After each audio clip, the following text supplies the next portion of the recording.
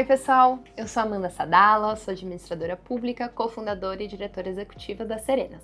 Eu sou uma mulher cisgênero, branca, de olhos verdes, cabelos castanhos claros e lisos na altura dos ombros e eu tô usando uma camisa verde. Esse é o primeiro de 6 vídeos que vão abordar o tema das violências contra mulheres, trazendo não só conhecimento sobre o assunto, mas também as habilidades socioemocionais que são necessárias para a gente fazer um acolhimento humanizado de mulheres sobreviventes de violência.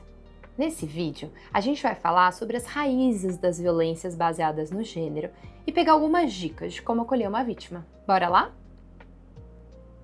Infelizmente, todo mundo conhece alguma mulher que já passou ou ainda passa por uma situação de violência simplesmente por ser mulher. Quantas mulheres você conhece que tiveram seus corpos tocados por um homem no transporte público ou sofreram agressões em uma relação? Isso é o que a gente chama de violência baseada no gênero. E me perguntam muito, por que essas violências acontecem? Para início de conversa, a gente precisa lembrar que as crianças têm suas vidas baseadas no que a sociedade espera delas, de acordo com o que entendem que são coisas de menina e coisas de menino. A gente percebe isso no tipo de brincadeira. Os meninos, por exemplo, têm que jogar bola e as meninas têm que brincar de boneca. Na cor das roupas, as meninas têm que usar rosa e os meninos têm que usar azul. E na forma como esperam que as meninas e os meninos se comportem. Por exemplo, as meninas têm que sempre cruzar as pernas e os meninos não podem chorar. Esses são só alguns exemplos de um monte de coisa que são impostas a todos nós. E isso, gente, tem um nome: estereótipos de gênero.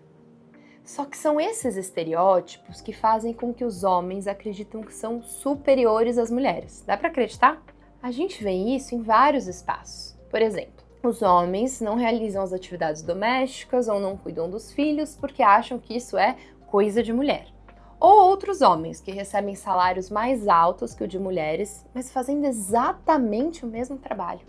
Isso é o que a gente chama de desigualdade de gênero. E são essas crenças que acabam naturalizando comportamentos agressivos e abusivos por parte dos homens. Sabe aquela ideia que os homens têm de que as namoradas são propriedade deles e que por isso elas devem se comportar e se vestir da forma que eles desejam? Ou um chefe que chantageia a funcionária para sair com ele? Tudo isso é fruto das desigualdades de gênero. Você já ouviu a frase, ai, mas os homens são assim mesmo, não tem jeito, diante de situações desse tipo? Isso é resultado da normalização dos comportamentos violentos. E esses comportamentos têm na sua base aquelas piadas e comentários que são sexistas, ou seja, que inferiorizam as mulheres. O grande problema é que esse tipo de comentário, além de influenciar situações violentas, também culpabilizam as mulheres pelas violências que elas sofrem. Por exemplo, quando alguém diz, mas também olha como você estava vestida diante de uma situação de abuso, faz com que a mulher não só se sinta desacreditada e desrespeitada, mas também gera sentimentos de culpa, tristeza, ansiedade e até mesmo um novo trauma. Agora vamos pensar juntos aqui em uma situação prática. Uma amiga te conta que não tá bem, porque o namorado tem brigado, gritado e chegou até a agredi-la. E tudo isso porque ela tem amigos homens. Inclusive, ele jogou o celular dela na parede. Você não pensa 2 vezes e fala, se fosse comigo, eu teria me defendido no primeiro momento, isso não teria acontecido mais. Seu objetivo era ajudá-la, mas na prática, como será que ela se sentiu? Muito provavelmente, ela sentiu vergonha do que ela está vivendo. Afinal, quando se está numa relação abusiva, perceber logo de início é muito difícil. E as chances dela não te pedir mais ajuda são grandes. E tudo que a gente quer é que ela não se sinta sozinha nesse momento. Por isso, é super importante que você tenha a habilidade de escutar com empatia e de forma respeitosa.